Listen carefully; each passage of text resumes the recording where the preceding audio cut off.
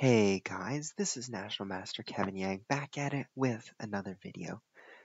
So we sort of see, right, I explained in the last minute of that last video, I told you that I initially thought it was a bad move to play g5, but it also does one more important thing. It shuts down my own bishop, and at the same time it shuts down that knight. So the knight can easily reroute to d7. Or it can easily, after king g7, knight f6, knight d7, it can reroute. But the problem is this bishop. The bishop does, if like the knight moves here, right? This knight and bishop are going to put pressure on g4. And this bishop is very key to defending this series of pawns. So in a sense, this g5 push was brilliant. Was what I thought was a bad move was a very good move. So f6 happened, right? Saying, now here's the reason why I don't quite like f6. The reason why I don't like f6 is because give the knight some room to go to f6. Like for example, king to g7, right? And after something like queen to e3, knight to f6, I could play something like f3, but there's even knight takes h5 with that reference to the skewer on h3. So there are a lot of things in this position that white has to work on. So those are just one of the many benefits of keeping this knight on f6. But now by playing f6, it gives me more time. I played queen to e3, b6, f3, rook f7, bishop to f1. So now everyone's rerouting their pieces. 23Dragons is rerouting, and after rook d8 with a scare, but I'm not intending anything. Rook d7 comes, and now I say, you know what? Let's trade. Trade, king f2. I'm trying to set up myself for a good endgame. This is completely drawn, but I'm still going to try for it. Knight b8, bishop to b5. I am making a prophylactic move. I am saying, you know what? You cannot come here and come here because I will take that. I'm just making a prophylactic move. What is a prophylactic move? It prevents my opponent, or just your opponent in general, from doing whatever they'd intend to do. That's what I do, and I feel like with a combination of following through with your own plan and a combination of being able to stop your opponent's plan, that's how you're going to win games. So bishop to b5, and now c5. Queen to d3, queen to d4, king to e2, and now a6. And at this moment, I said, do I have chances? Because here's the thing. I certainly cannot take here because after takes, queen takes knight. So I don't want to do that. So what do I mean by referring to chances? Because this bishop, it barely has anywhere to go. What I mean by chances is the move bishop to c4. And in the game, bishop takes c4, and here I played queen takes c4, saying, you know, if you want to trade, that's great, because then I can put my knight on d5. And if you play king to g7, well, I have options again. I can put my knight on d5, I can put my knight on a4, but it just gives me more options, right? My knight is a little bit more centrally placed than this guy. This guy needs one more move to come into the center. So I was on the brink of realizing that maybe I had some sort of chance. So I went for it. Queen takes, pawn takes, queen takes, pawn takes, knight to c6, and now knight to d5. So after knight to d4, going for my two pawns, I said, take my f3 pawn, take, but it didn't happen. Because here's the reason why. 23Dragons realized that even if I take here, or even if I take here, right, I can do that. But if I try to move my king, this knight's going to take this pawn. If I try to move my king to defend this pawn, well, the knight takes this pawn.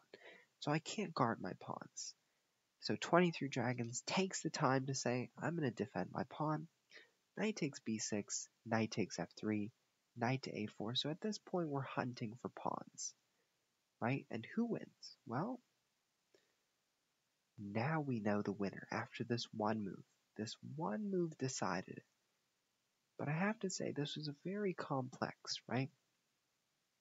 Because it was a series of opponents just snatching pawns. And I believe what 23 Dragons could have done here is played a5, because after knight to b7, um, I don't know. I kind of felt like, my path to promoting was quite straightforward. I had all the pawns in my vision. I just took all of them, and then, well, this helped a lot. But essentially, through this checking, I was able to blockade our friend 23 Dragons, king to g f5, and now I sacrificed my knight for those two pawns because I realized these pawns can go so far, right? And I don't need to do much about it.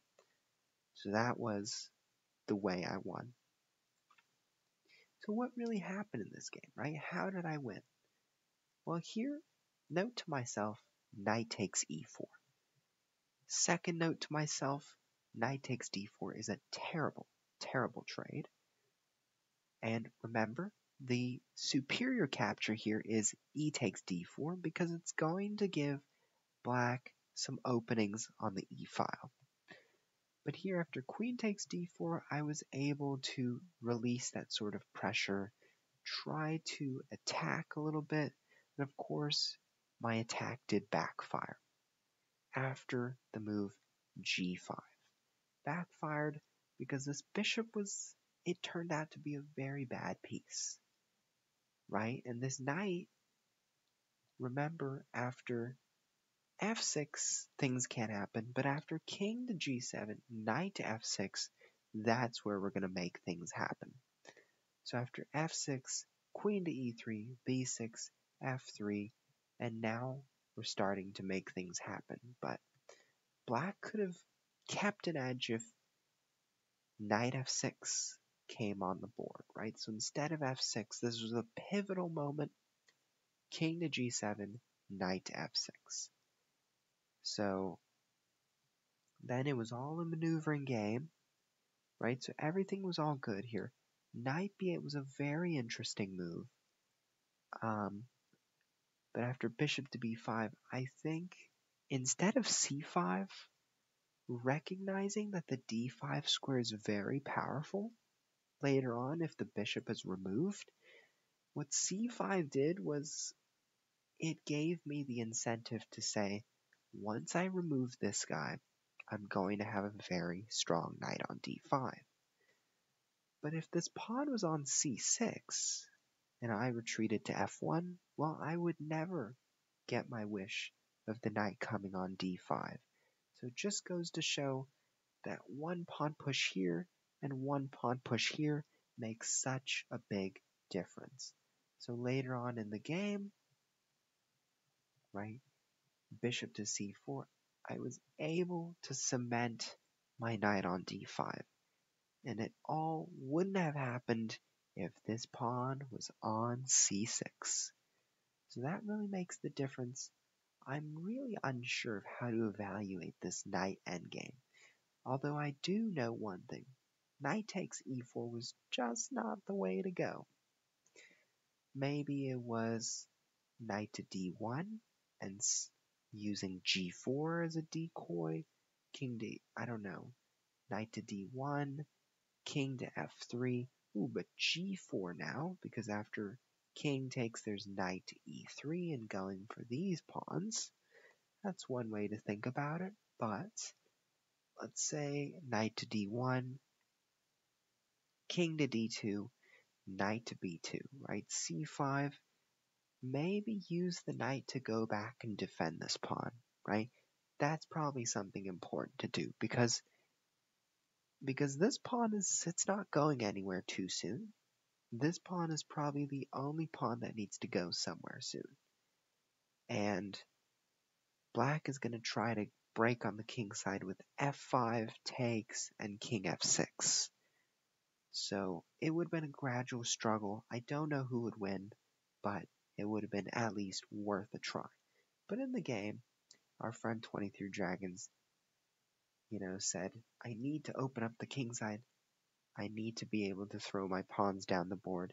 Unfortunately, the knight just overpowered the king a little bit, and for those reasons, I won. So sometimes sacrifices do something, but they don't do everything. So good for you, 23 Dragons. You're very, in terms of sacrifices, you're willing to broaden your horizons. You're willing to find and explore those things, and that's very cool. I encourage the rest of you to, let's say, if you're afraid of sacrifice, don't be afraid to do it in a training game. That's going to make you more comfortable to do it in a real game. So, as for all of you, just keep exploring your curiosity, keep having fun, and stick to your good openings, stick to whatever you know, do your best, and I will see you next time.